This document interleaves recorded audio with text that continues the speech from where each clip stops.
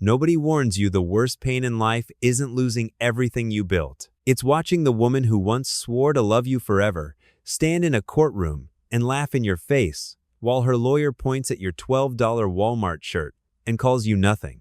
I let him finish. Because 3 years earlier, I had already decided exactly how this story was going to end. This is the story of the morning I proved exactly that. Welcome to Dad Raw Revenge. Get comfortable, grab a drink, and remember every person in these stories had every single chance to do the right thing. They just chose wrong every single time. Drop a comment if you've ever been underestimated. Smash that like button and make sure you're subscribed. Trust me, you're going to want to stick around for how this one ends. My name is Martin Floyd. I'm 56 now, former startup founder, and these days I'm a full-time dad to my 16-year-old son, Sean, who deserved way better than the mess his parents dragged him through. I'm not the dramatic type, never have been. I don't yell, I don't cause scenes, and I sure as hell don't need an audience when I'm handling business. I solve problems the same way I've always done it quietly, step by step, with more patience than most folks can stomach. That's exactly why the moment that unfolded in that courtroom blindsided every single person there. Everyone except me. 3 years earlier, I had been sitting in a sleek, glass-walled conference room on the 14th floor smack in downtown Austin, Texas. Late afternoon, sun slanted through the windows, catching the bubbles in champagne glasses as 4 lawyers toasted a deal that had just turned me into a very, very quiet billionaire. $2.3 billion. That's what my company Floyd Systems sold for after 15 brutal years of missed family dinners, 5 a.m. alarms, and a marriage I could already feel rotting from the inside. The acquiring team's reps were pumping hands so hard I half expected someone's shoulder to pop out of socket. I sat at the head of the long table, signed my name 11 separate times on thick stacks of paper, and felt nothing. Not cold, not ungrateful. I just already knew what fresh hell was waiting for me back at the house in Cedar Park. 6 months before that big signing, on an ordinary Tuesday night, I had pieced together the truth about Clinton Simmons. Nothing cinematic, no smeared lipstick, no late-night mystery calls. Just the small, quiet patterns that observant men notice when the person they live with starts checking out. The way she tilted her phone screen away a little too casually.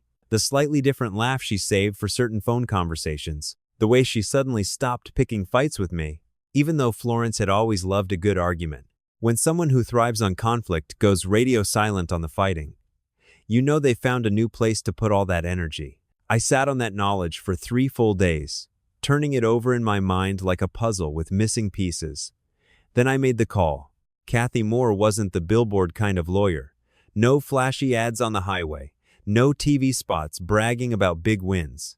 What she had was a mind like a steel trap and a reputation as the quietest, most devastatingly effective divorce attorney in Travis County. My business lawyer had mentioned her once half-jokingly, "If you ever really get in deep trouble, Martin, call Kathy. She doesn't lose." I dialed from my car, parked 2 blocks from the office so no one could overhear. "Kathy, this is Martin Floyd. I need a divorce attorney who understands asset protection inside and out." There was a beat of silence on her end. "How complicated are we talking?" "I just sold my company for $2.3 billion, and my wife is sleeping with a lawyer who's about to come after me." Dead silence. Then her voice came back, calm and razor sharp. "Mr. Floyd, don't move a single asset. Don't say a word to her. Don't let on that you know anything. I'll see you Monday morning." That phone call was the real beginning. What Kathy and I built together over the next several months wasn't some cartoon revenge plot. I want to be crystal clear about that. It was careful, meticulous architecture. We shifted every asset into a private holding trust, completely legal, fully transparent. Every single transaction documented 6 ways from Sunday. The kind of ironclad restructuring that takes months of quiet work and leaves a paper trail so clean it practically squeaks when you touch it. While all that was happening behind the scenes, I made a move that even surprised Kathy. I took a straightforward job as a hospital records clerk at St. David's Medical Center. She stared at me across her desk like I'd just suggested jumping out of a plane without a parachute. Records clerk? Modest salary? Standard benefits? Nothing flashy. Martin, you're worth. She started. I cut in gently. What Florence and Clinton can find is exactly what I choose to show them on the surface. Let them build their whole case around a guy pulling in $38,000 a year. She leaned back, processing it. That's either the smartest play I've heard in years, or you've been watching too many movies. I shrugged with a small grin. Both can be true. She actually laughed, then got right back to work. I moved into a modest 2-bedroom apartment in Cedar Park, close enough to Westlake Prep, where Sean was in 8th grade. Nothing fancy at all, just clean, functional space. A couch from a clearance sale that still had that new furniture smell mixed with whatever discount store they'd used. A kitchen table with one leg, a hair shorter than the others, so it wobbled unless you folded a napkin underneath. And my old coffee maker from 2019 that groaned like a dying animal every single morning. I genuinely loved that little place. Florence kept the big house with the wraparound porch she'd picked out. She kept the cars. She kept the lifestyle that screamed winning from the outside. Clinton, meanwhile, strutted around like he already owned the scoreboard. I'd never met the man face to face, but I knew the type: cold, expensive tailored suits, shoulders thrown back like he owned every room he entered, the kind of courtroom performer who treats opponents like props in his personal show. Early on, before they realized how little they actually understood, he called my attorney with a message Kathy relayed word for word. Tell your client we're prepared to be reasonable, but if he wants to play games, we have everything we need to bury him. Kathy paused on the phone with me afterward. He thinks he has everything. I answered simply, I know. That's what worries him, or should. Why doesn't it worry you? She asked. Because a man who believes he's already won stops looking for the things he missed. She went quiet again, the way she did when my calm threw her off. Martin, be honest with me. Are you actually okay? I thought about it for a beat, staring out at the plain apartment walls. I'm the best I've been in years, and I meant every word. Living simply when you don't have to is one of the most clarifying things nobody talks about. Every morning at 6, I woke up, coaxed that noisy coffee maker into action, drove my beat-up 2017 Toyota Corolla to the hospital, filed paperwork all day, ate lunch from a plain brown bag at my desk, then came home. Twice a week, without fail. Every Wednesday and every Saturday, I picked up Sean. That kid was my entire reason for breathing. Sean noticed everything, too sharp for his own good, old enough to sense the crackling tension between his parents, but still too young to put a name to it all. He had my eyes and his mom's stubborn streak, plus a laugh that could cut through the heaviest fog on a bad day. I showed up to every single one of his school events in my simple clothes, never missed a parents' night at Westlake Prep. Once I brought homemade chili to a potluck and 3 other parents actually asked for the recipe. Florence showed up with some fancy store-bought pasta salad in a designer bowl. Nobody asked her for that one. Clinton and Florence, though, they were getting way too comfortable. Messages started coming through legal channels, group texts with her sister and a couple friends where they openly mocked me. He went from running a company to filing hospital paperwork. Pathetic. At least we know he can't afford a real lawyer. This is going to be the easiest case Clinton's ever had. I read every last word, screenshotted them all, and said nothing. Not one word. The night before the hearing, I laid that simple white Walmart shirt flat on the bed. No logo, nothing flashy, just the kind of shirt that quietly says I'm not here to impress anyone, which was exactly the point. Kathy called at 9:15. Martin, everything's locked in. Trust docs, forensic financials, asset protection orders, all filed and sealed tight. She took a breath. I also gave the court clerk a heads up yesterday about the federal asset protection order. Judge Herman's team has been briefed. The second your name hits the record, they'll know exactly what they're dealing with. I smiled into the phone. That was pure Kathy, always 3 moves ahead. And the bar complaint against Clinton? Submitted 14 days ago. Certified receipt confirmed. Good. She hesitated. You sure you want to walk in dressed like that? Right. Okay. Another pause. One more thing, let Clinton go first tomorrow. Let him put on his show. That was always the plan. You're not nervous? I ran my hand over the shirt, pressing it smooth. I've been ready for 3 years. The only one who should be nervous is the guy who thinks he already knows how this story ends. I hung up, set my alarm, and slept like a man with nothing left to hide. Because at that point, that's exactly what I was. I got to the Travis County Family Court building 40 minutes early on purpose. Not out of nerves, but because I wanted to be sitting calm and still when Clinton made his entrance. There's a real psychological edge to already being planted in place, while your opponent has to walk in and perform for the room. Let them make the dramatic entrance. Let them scan faces and try to read the situation while you give them exactly 0 to work with. I set my thin, plain folder on the respondent's table, folded my hands on top, and waited. The courtroom felt smaller than you'd expect from all the TV shows' wood paneling that had seen better decades. Fluorescent lights buzzing at that exact frequency meant to put everyone on edge just a little. The kind of lighting that belongs in a cheap grocery store, not deciding people's futures. I'd closed bigger deals in fancier conference rooms, but this one felt right. A clerk shuffled papers at his desk up front.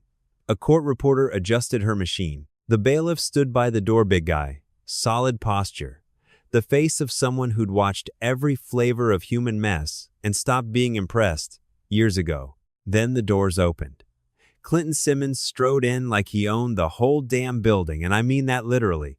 The man took up space before his feet even crossed the threshold, tailored charcoal suit hugging his frame, shoes that probably cost more than my entire monthly rent, a deep burgundy tie screaming, "I dress like this because I can afford to." His jaw looked carved for courtroom close-ups. Florence moved with him, not arm in arm, but emotionally locked in sharp outfit, hair flawless. The face of a woman who'd already scripted the happy ending and just showed up to collect her prize. Clinton spotted me instantly. His gaze locked on my $12 shirt and lingered one beat too long. He leaned in close to Florence, muttered something low, and she pressed her lips together hard to keep from smiling. I watched the whole exchange without flinching, giving him nothing back. They settled at the petitioner's table. Clinton started arranging his mountain of documents with the calm precision of a surgeon laying out scalpels. Thick accordion folder, 2 legal pads, and a leather portfolio that likely cost more than my coffee maker and wobbly kitchen table put together. I had one thin folder that looked almost embarrassing next to his setup. He glanced at it, then at me, and actually let a smile creep across his face. Let him smile, I thought. The curtain's about to go up. Judge Kristen Herman entered, and the bailiff brought the room to order. She wasn't what Central Casting would send mid-50s. Silver hair pulled back neat, reading glasses dangling on a thin chain. Her face carried decades of listening to desperate people without losing its edge or its fairness. She sat down, arranged her notes, and scanned both tables with the quiet authority of someone who had nowhere else to be and 0 tolerance for nonsense. "We're here in the matter of Floyd versus Floyd," she said evenly. "Petitioner's counsel, you may proceed." Clinton rose like this was the performance he'd been rehearsing his whole career. And credit where it's due, the man was good, smooth, confident, devastatingly effective. He laid out their version of events with the ease of someone who'd run this script 100 times before. He pulled the financial records they thought, told the whole story, and walked the judge through them like he was holding a royal flush. "Your Honor, the respondent presents a very straightforward picture. Annual salary of $38,000. No meaningful savings. No real assets. Debt that eats up nearly 40% more than his monthly income." He paused for dramatic effect. Florence gave small, approving nods from her seat, the quiet gestures of someone watching a plan click into place perfectly. Clinton wasn't done. This court should also note that the respondent showed up today. Here he turned just slightly in my direction. In a shirt that retails for $12 at Walmart. While his son attends Westlake Prep, this man clearly cannot provide any kind of stability. Florence exhaled softly. A low murmur rippled through the gallery. Judge Herman looked at me over the top of her glasses. Those eyes had already caught something Clinton had completely missed. "Respondent," she said, "your full name for the record, please." I straightened slightly in my chair and spoke clear and steady, the way you do when you've waited 3 years to say 5 simple syllables. "Martin Floyd." The room didn't erupt or gasp. It just shifted, like the air pressure dropping right before a storm rolls in, the specific kind of quiet that falls when something big has happened and only a couple people in the room truly understand it yet. What Clinton and Florence didn't know, what nobody in that gallery knew except me, and one court clerk, was already sitting on the judge's desk in a sealed envelope, and in about 90 seconds, their entire world was going to collapse. But first, I still had to hand the judge the folder. Judge Herman's pen stopped mid-note. The clerk had pulled the sealed federal asset protection order ahead of time. He'd confirmed everything, placed the certified documents in a sealed envelope on the judge's desk before court even started, and walked her through it in chambers. She wasn't discovering anything new in that moment. She was simply confirming it for the official record. She looked up slowly from her notepad, gave her clerk one precise nod that clearly meant now, and he stood, retrieved the thick official packet from the filing cabinet, and placed it on her desk without a sound. Clinton leaned toward Florence and whispered, "Admin issue. Routine stuff. Don't worry." She nodded back, but I stayed silent. Judge Herman opened the envelope, scanned the cover page with the expression of someone double-checking what she already knew, then set it down. She folded her hands and fixed Clinton Simmons with a look that froze the entire gallery in place. "Counselor," she said, letting the pause hang heavy, "before you continue, the court needs to address something." "Of course, Your Honor." "The financial records you submitted this morning have been cross-referenced against a sealed federal asset protection order filed under the respondent's name." Another deliberate pause. "The records you presented do not reflect this man's actual financial position." She let that sink in even deeper. Not even close. The silence that dropped over the room was deafening. Clinton's smile didn't fade slowly. It vanished in an instant, like someone flipped a switch. 1 second it was there, the next it was gone. He turned to Florence. She turned to him. "What does that mean?" she whispered, her voice suddenly tight with something new and uncertain that hadn't been there 60 seconds earlier. Clinton opened his mouth, then closed it again. For the first time all morning, Clinton Simmons had absolutely nothing to say, and I just sat there in my $12 shirt, hands still folded neatly on my thin folder, thinking, we haven't even opened it yet. The courtroom air felt thick, like the fluorescent lights overhead were pressing down on everyone at once, that low electric hum mixed with the faint smell of old wood polish and nervous sweat. My heart stayed steady, but I could feel the shift in the room like a pressure drop before a Texas thunderstorm rolls in. Clinton stood there frozen, expensive suit suddenly looking a size too big on him. His jaw worked like he was chewing on words that wouldn't come out. Florence's perfectly manicured fingers gripped the edge of the table, knuckles turning white against the dark wood. I opened the folder slow and deliberate, the cheap cardboard flap making a soft rustle that cut through the dead silence. First came the legal restructuring documents, every page crisp, every stamp and signature exactly where it needed to be. 3 years of quiet, legal moves that turned $2.3 billion into something untouchable. I laid them out one by one, the way you'd set down winning cards when the other player still thinks he's ahead. The private holding trust sat there in black and white ironclad, transparent, documented 6 ways from Sunday. Clinton's eyes tracked every sheet, his fancy leather portfolio forgotten beside him. Next, the forensic financial records from Kathy's team. Real numbers. The actual picture. Not the $38,000 records clerk salary they'd built their whole fairy tale around. These pages showed the man who'd built Floyd's systems, from 3 people in a rented office on South Congress, into the company that sold for $2.3 billion. I watched Clinton's face as the truth hit him. His eyes narrowed, scanning line after line. His jaw tightened with each new page, little by little, like a vice slowly closing. His legal pad sat there untouched now, no notes, no frantic scribbling, nothing left to write that could save him. The gallery started to stir, but it was the kind of restless movement people make when they know something big is happening but can't quite name it yet. I kept my breathing even, hands steady on the table. The smell of fresh printer ink from the documents mixed with the faint courthouse scent of stale coffee and floor cleaner. Third came the sworn depositions. Sean's homeroom teacher, his school counselor, his football coach. 3 people with zero skin in the game, all putting it in writing under oath. A dad who showed up to everything every game, every parent night, every school event without missing a beat for 3 straight years. And a mom who'd tried, on multiple documented occasions, to get in the way of that. Parental alienation spelled out plain as day. Florence made a small choked sound from the petitioner's table. Not words, just this raw little noise, like the floor had dropped out from under her. I kept going, no drama, no victory lap. Just paper sliding across the wooden table toward the judge. The final document landed with a soft thud. Your Honor, this is the formal complaint filed with the Texas State Bar Association 14 days ago. It details opposing counsel knowingly submitting fabricated financial evidence. The certified receipt sat right there on the last page, official stamp staring back at everyone. The room went graveyard quiet. No murmurs this time.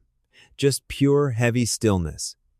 Clinton shot up so fast his chair scraped back with this ugly screech of wood on tile. 3 people in the gallery actually flinched at the sound. Objection, he barked, but his voice cracked halfway through. These documents, he trailed off as Judge Herman kept reading, completely unfazed. Clinton reached for the complaint with hands that weren't quite steady anymore. He flipped to the last page, stared at that certified stamp like it had personally betrayed him. His fingers trembled just enough to notice if you were paying attention. He looked up at Florence. She looked back at him. No words, no gestures. Just 2 people staring at each other while their whole alliance cracked right down the middle like old dried-out concrete. The audacity of it all hit me in that moment, the way they'd laughed at my shirt, at my life, at the man they thought they'd already buried.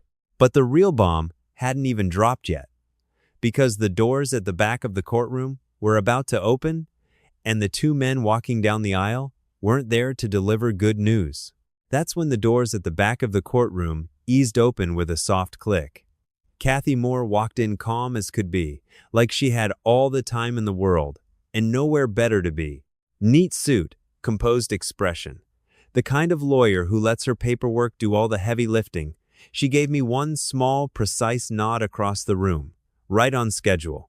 2 federal process servers followed right behind her. Plain clothes, no drama, no flashing badges. Just 2 quiet professionals who looked like they'd done this exact walk 100 times before. They moved straight to Clinton's table with that efficient stride that says business, nothing personal. One of them placed a fresh document in front of him without saying a word. Clinton looked down, read the first paragraph, and lowered himself into his chair real slow. The kind of slow sit you do when your legs have quietly decided they're not fully on board anymore. Florence grabbed his arm, nails digging in. Clinton, what is that? What is that paper? He didn't answer right away. His voice came out hollow when he finally spoke, stripped of all the courtroom swagger from 40 minutes earlier. It's a federal subpoena. They want every document I used to build this case. Florence stared at him, eyes wide. Why? Why would they want that? He swallowed hard, set the paper down like it might explode if he moved too quick. Because submitting fabricated financial records in a proceeding tied to a federally protected asset trust isn't just a bar violation, Florence. He paused, the words tasting bitter. It's a federal offense. Those words dropped into the room like stones into still water. Heavy, slow ripples spreading out, touching every corner. Florence turned and really looked at him then. I watched the exact second it clicked for her, the man she'd trusted with everything, the one she'd chosen over our marriage, the one who'd promised this would be quick and clean and easy, had been using her the whole time. You told me those records were real, she whispered, voice cracking at the edges. Clinton said nothing. You told me you had it all handled. You told me. Her voice broke right in the middle, raw and shaky. You told me those records were real. He still didn't answer. And in that heavy silence, Florence got the only answer she was ever going to get. Judge Herman had seen enough. She set the last document down with a quiet finality, removed her reading glasses, and looked out over the room. 22 years on the bench sat behind every word she was about to speak. When she finally talked, you could hear a pin drop. This court finds the petitioner's financial claims entirely without merit. The documentation now under federal review makes that clear. She let it land, heavy and undeniable. Primary custody of the minor child, Sean, is awarded to the respondent, Mr. Martin Floyd, effective immediately. Florence made a sound I'll never forget, raw, broken, nothing like the polished performance she'd walked in with. The petitioner's personal assets were frozen on the spot, pending a full investigation into financial misconduct. Another pause, even slower this time. Mr. Simmons, this court is referring your conduct to both the Texas State Bar Association and the Federal Prosecutor's Office. You are strongly advised not to leave the state. Judge Herman looked at Clinton one last time over her glasses. There wasn't anger in her eyes, just this quiet, final disappointment, the look of someone who'd watched people make catastrophic choices for 22 years and still couldn't get used to how much waste it created. You walked into this courtroom this morning and mocked a man for his shirt. I suggest you spend the drive home thinking long and hard about what this day has actually cost you. The gavel came down once. Clean, sharp, final. Like the period at the end of a sentence that had taken 3 years to write. Clinton gathered his papers with hands that wouldn't stop shaking. He didn't look at Florence. Didn't look at me. Didn't look at the judge or the process servers still standing quiet near his table. He just grabbed that expensive leather portfolio, the one that cost more than my whole kitchen setup, and walked out without saying a single word to anyone. The doors swung shut behind him with a heavy thud. Florence sat completely alone at the petitioner's table now. All the sharp tailoring, the perfect hair, the armor of confidence she'd strutted in with it, had all collapsed. She looked small suddenly, just a woman sitting in the wreckage of choices that had blown up in her face in under an hour. She started crying. Not the fake, calculated kind. These were real, frightened tears, the ugly kind that come when the story you've been telling yourself for 3 years shatters in public and you have to sit there in the rubble. She turned toward me, voice breaking on my name. Martin, please. I didn't know what he was doing. Not all of it. Please. I stood up slow, looked at her for a long moment. No anger. I'd burned through my anger in 1 week 3 years ago and let it go.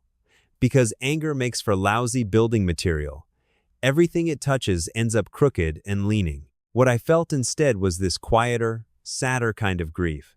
The grief of looking at something that used to be and knowing, bone deep, that it could never be put back together again. Not because of what she'd done, but because of who she'd chosen to become in the process.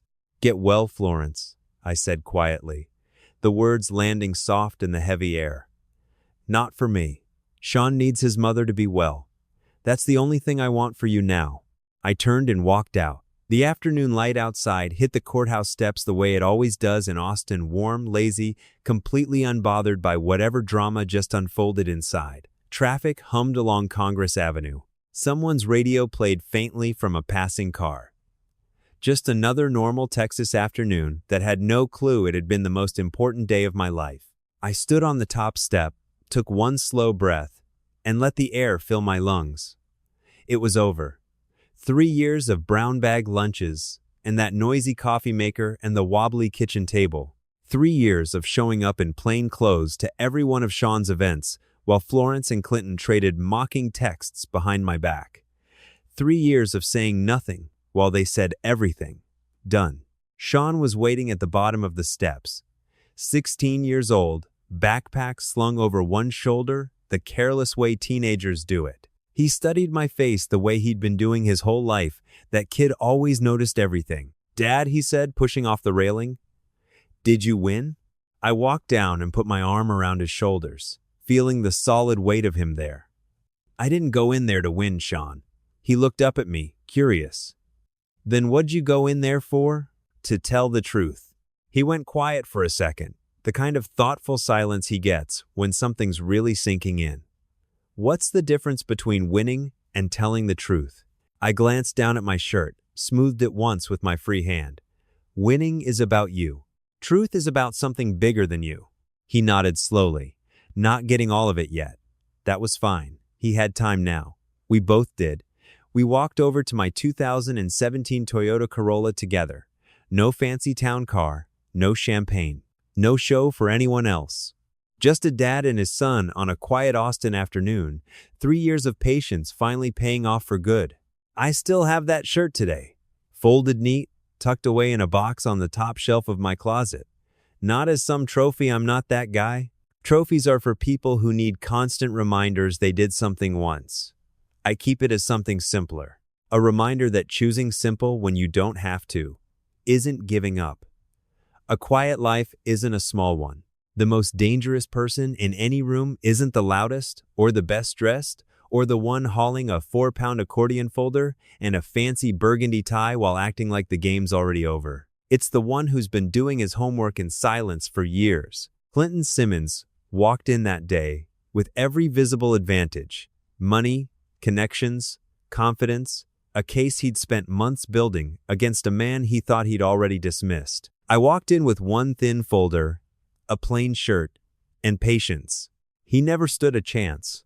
And if you're out there right now feeling underestimated, laughed at, or written off because of how your life looks from the outside, just remember this. Quiet men aren't empty men. Simple isn't small. And never, ever laugh at the guy who showed up early, sat down calm, folded his hands, and hasn't moved an inch. He's already won. If this hit you in the gut, drop a like, leave a comment with your thoughts, and subscribe for more real, raw stories about family, patience, and what happens when people choose wrong. Thanks for being here with Dad Raw Revenge. I'll catch you on the next one.